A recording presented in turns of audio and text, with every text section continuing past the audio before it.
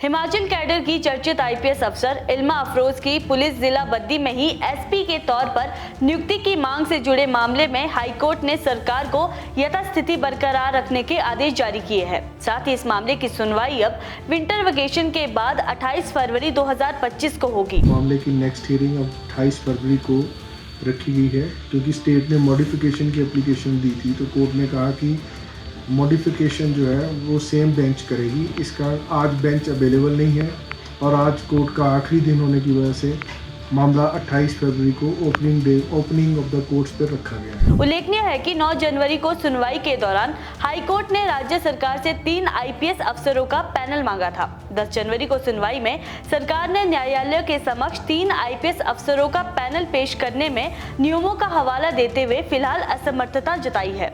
खंडपीठ के समक्ष एडवोकेट जनरल अनूप रत्न ने कहा कि पुलिस अफसरों का तबादला एक नियमित प्रक्रिया है। राज्य सरकार में अभी पुलिस अफसरों के तबादले होने हैं। आईपीएस इल्मा अफरोज अवकाश पर जाने के बाद 16 दिसंबर 2024 को हिमाचल आ गई थी। उन्हें पुलिस मुख्यालय में तैनात किया गया है।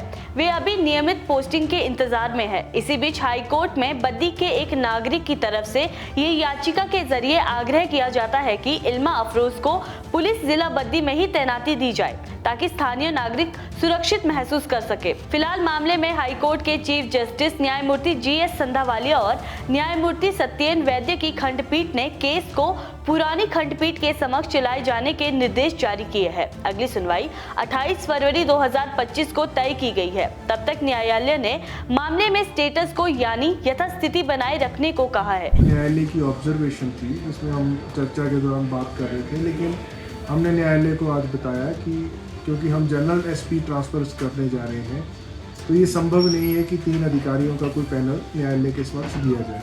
अगर एक ही जगह पर ट्रांसफर करनी होती, जैसे सिर्फ बद्दी ट्रांसफ़र करनी होती, तो बात कुछ और थी। क्योंकि पूरे प्रदेश में पुलिस एडमिनिस्ट्रेशन में तबादले होने की संभावना है, उसके मद्देनज़र ये अब मुमकिन नहीं है।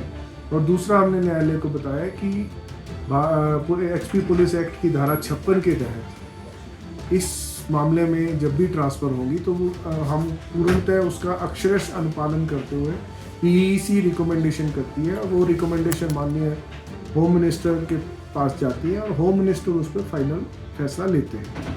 तो ये जो है वो हमारे अनुसार क्षेत्राधिकार गवर्नमेंट का है और गवर्नमेंट अपने क्षेत्राधिकार का उपयोग कर इस मामले में फर्दर कार्रवाई करना चाहती है। जब हाईकोर्ट के लिखित आदेश आएंगे तभी पूरे निर्देशों का पता चलेगा। ये भी गौरतलब है कि पूर्व में एक सुनवाई के दौरान हाईकोर्ट ने सरकार को निर्देश जारी किए हैं कि आईपीएस इल्मा अफरोज का तबादला बिना अदालत की स्पष्ट जानकारी के ना किया जाए। हिमाचल की बाकी खबरों के लिए देखते रहिए इनॉक्स न्यूज हिमाचल।